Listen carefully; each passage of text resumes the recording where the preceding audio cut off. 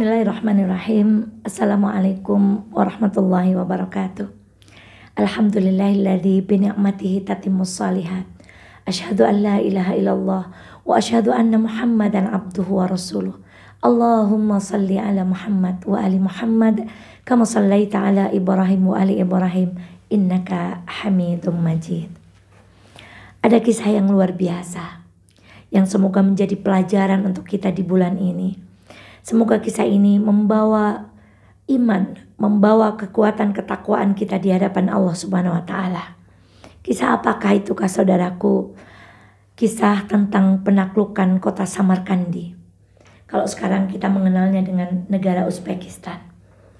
Suatu hari seorang panglima Islam membawa banyak pasukan untuk menaklukkan benteng di Samarkand. Namun anehnya, hari demi hari mereka berperang, mereka berjihad, mereka berupaya dengan sungguh-sungguh untuk menaklukkan benteng ini, tidak juga tertaklukkan. Maka panglimanya bertanya, apa gerangan yang menyebabkan kita tidak bisa memenangkan pertempuran ini? Ia pun mengecek setiap prajuritnya. Dia berkata kepada prajuritnya, siapa di antara kalian yang meninggalkan sholat fardu? Tidak ada satupun prajurit yang mengangkat tangan. Mereka semua melakukan sholat fardu. Panglimanya bertanya lagi, siapa di antara kalian yang meninggalkan sholat sunnah? Tidak ada satupun prajurit yang mengangkat tangan. Mereka semua melaksanakan sholat sunnah. Lalu panglima kembali bertanya, siapa di antara kalian yang meninggalkan sholat malam? Ternyata tidak ada satupun prajurit yang meninggalkan sholat malam sepanjang peperangan itu. Allahu Akbar. Kalau kita gagal dalam strategi, mungkin kita akan bertanya, oh ini gak support nih teknologinya nih, ini sistemnya kurang keren ini kita belajarnya kurang jauh ini. Lihatlah pada pasukan ini, ketika mereka terhalang dari satu kemenangan, yang mereka koreksi adalah kesalahan mereka kepada Allah Subhanahu wa taala. Karena sesungguhnya itulah yang menghalangi kita dari kemenangan-kemenangan. Maksiat-maksiat, dosa-dosa, keburukan-keburukan itulah yang menghalangi kita dari pertolongan Allah Subhanahu wa taala. Lalu dipikir oleh panglima ini, apa yang kita tinggalkan? Qadarullah masya fa'al, terlintaslah di hati pemimpin ini bahwa ternyata mereka semua dengan pasukannya telah meninggalkan satu sunnah, yaitu sunnah bersiwak. Maka kemudian ia buru-buru memerintahkan kepada seluruh pasukannya untuk menebang kayu, untuk dijadikan siwak, lalu mereka semuanya bersiwak. Ternyata ada mata-mata dari benteng Samarkand yang melihat apa yang dilakukan oleh pasukan muslim. Mereka melihat pemandangan yang begitu mengerikan ketika setiap pasukan muslim itu membersihkan giginya dengan siwak-siwak. Pasukan musuh ini mengira bahwa mereka sedang mengasah gigi mereka untuk memakan setiap musuh yang dihadapinya.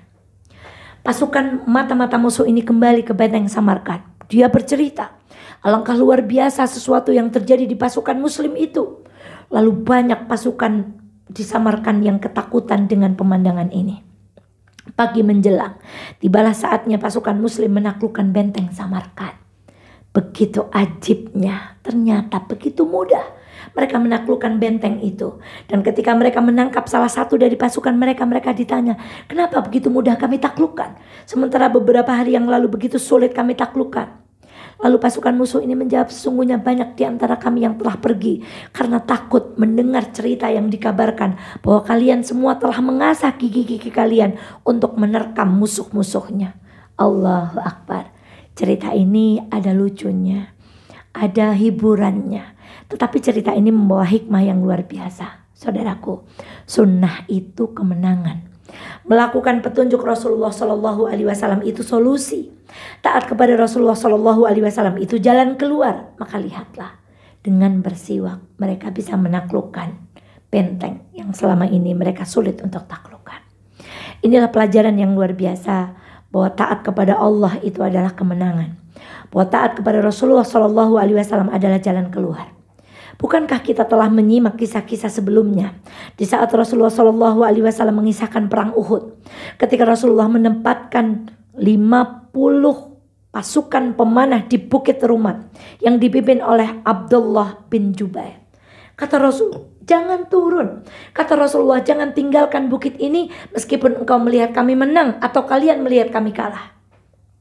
Tapi ternyata ketika Rasulullah memenangkan peperangan Uhud itu, mereka tergiur. Mereka kemudian berkata, yuk kita turun saja. Karena Rasulullah dengan pasukannya sudah menang. Kata beberapa orang di antara mereka, jangan, bukankah Rasulullah melarang kita untuk turun dari bukit ini? Lalu mereka berdebat, turunlah 40 pasukan, tersisa 10 pasukan. Khalid bin Walid yang kala itu masih kafir melihat kesempatan yang luar biasa ini. Lalu pasukannya yang telah pergi ganti berputar balik untuk menyerang pasukan muslim. Saudaraku, terjadilah kekalahan. Gugurlah 70 sahabat terbaik Rasulullah SAW. Karena apa? Karena ada pasukan pemanah yang tidak taat kepada perintah Rasulullah SAW. Maka ketidaktaatan kepada perintah Rasulullah adalah kekalahan. Melanggar aturan Rasulullah adalah jalan buntu. Melanggar aturan Allah adalah kiamat, berakhirnya setiap perjalanan kita. Maka jangan sampai apa yang terjadi pada perang Uhud terjadi pada kehidupan kita. Perang itu hanya urusan dunia, itu hanya urusan strategi. Tapi urusan dunia saja kalau kita tidak ikut apa yang dituntutkan Rasulullah, kita akan kalah. Apalagi tentang urusan akhirat. Maka kembalilah kepada kisah yang awal. Taat kepada Nabi, mengikuti sunnah Nabi, taat kepada Allah, mengikuti petunjuk Al-Quran adalah kemenangan. Dan melanggar perintah Allah, melanggar perintah Nabi, tidak taat kepada sunnah Nabi adalah kekalahan. Itulah dua prinsip yang harus kita pegang dalam kita menjalani di hari-hari bulan Ramadan ini. Semoga kita termasuk orang-orang yang memenangkan nafsu kita. Dan kita termasuk orang-orang yang mampu menundukkan keinginan-keinginan yang tidak sesuai dengan keinginan Allah dan Rasulnya. Kalau Allah suka, kita harus suka.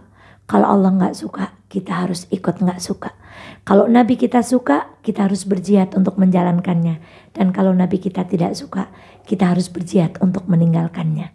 Semoga Allah menolong kita. Allahumma arinal haqqa haqqa warzuqna ittiba'ah wa arinal batila batila warzuqna ijtinabah.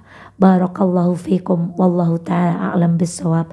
Assalamualaikum warahmatullahi wabarakatuh.